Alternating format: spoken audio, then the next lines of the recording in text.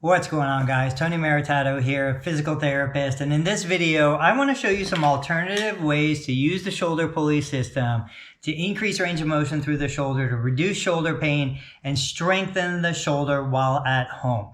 The way things are going right now, outpatient physical therapy clinics are either being shut down or they're running on a skeleton staff. And so you need the opportunity to be able to do more exercises at home to maintain the range, improve the strength, and improve the health of the shoulder tissue. So this is the Rangemaster system. These guys do an amazing job. This is one of the best quality pulley systems that are out on the market. And for the price, you just can't beat the value.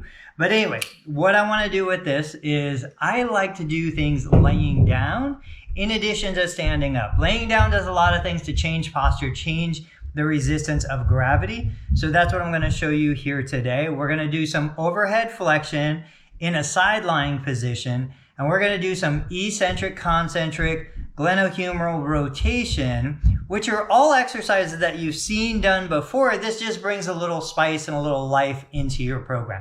So let's begin. I'm going to pretend that it's my right shoulder that's having the issue.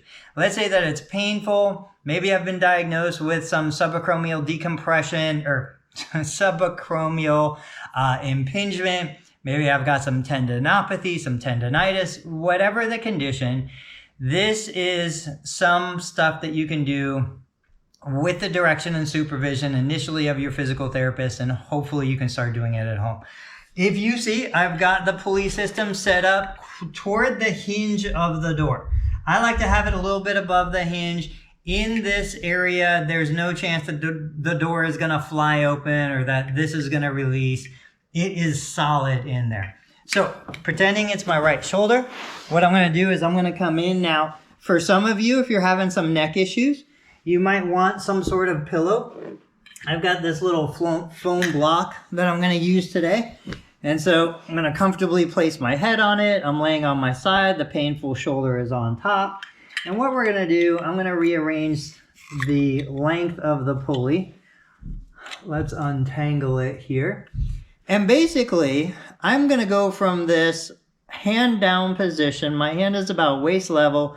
Both my left and my right are pulling down. The only reason why my right hand is going above my head is because my left hand is pulling down harder than my right. And the reason why that's so important is we want the musculature under the shoulder. The lat, the teres minor, we want the muscles underneath to do more of the work. Even though the hand goes up, it's not really active flexion. It's more of a passive flexion. The muscles on top are not working. The muscles below are working. So I'm in here pulling down on both sides.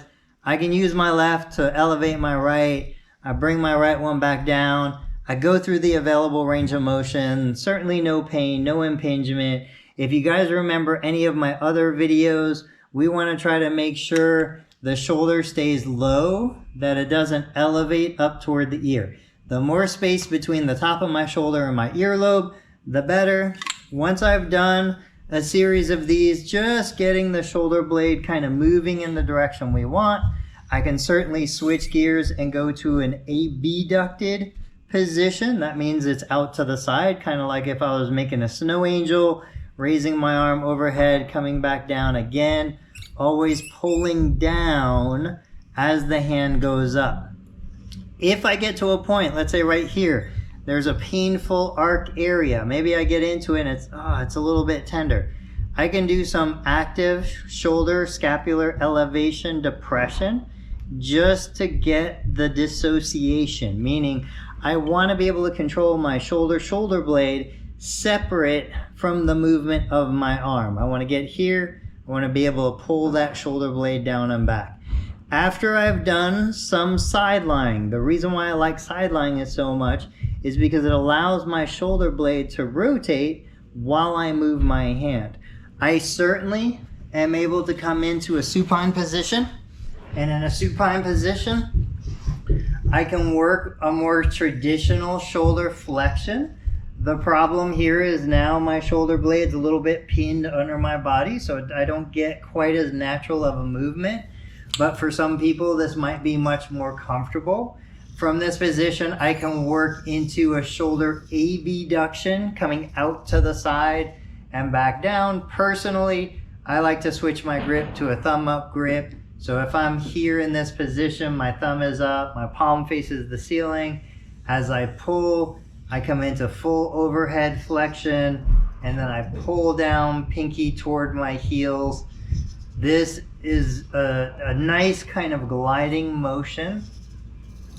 And then, if we want to work on a little bit of strength, what we can do is we can do an active, resisted external rotation, but we can also do an assisted external rotation. Let me explain what I mean by that. Think about this for a second. So, if I position myself where my elbow is kind of in line with the pulley system, and I move forward, so I kind of take some of the slack out of the system. As my left pulls, my right is being assisted into external rotation. So again, as my left hand pulls, it's pulling my right hand into this external rotation position. My internal rotators are being stretched, my joint capsule is being stretched, but I'm also providing a little bit of stability because I'm resisting that motion a little bit until I get to end range of motion. Then I can use my internal rotators to pull down and forward against the resistance of my left hand. So I've got a resisted motion. This could be used to strengthen the internal rotators. It could be used to stretch into external rotation. And then of course, I can switch it, flip it around 180 degrees. And so now what we've got is I'm going to shorten this. So now what I've got is resisted external rotation with eccentric and concentric muscle action. So concentric external rotation is pulling against the resistance. Eccentric external rotation is allowing it to come back into position. Here to here. Here to here. So once again, the pulleys can be utilized for a whole host of different exercises and activities, ways to both stress the shoulder musculature, which is what triggers a healing response, a strengthening response, but also ways to just kind of passively move the structures. So guys, I hope you understand this isn't for me telling you what to do at home. This is for me sharing ideas with you about what could be done at home.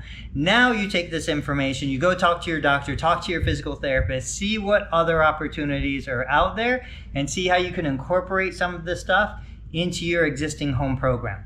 As always, guys, the best way for you to show support for the free content we're putting out on this channel is to click that subscribe button, like the video, and if you get the opportunity, share this video with other people that might be having some shoulder issues who are looking for ideas and things to do.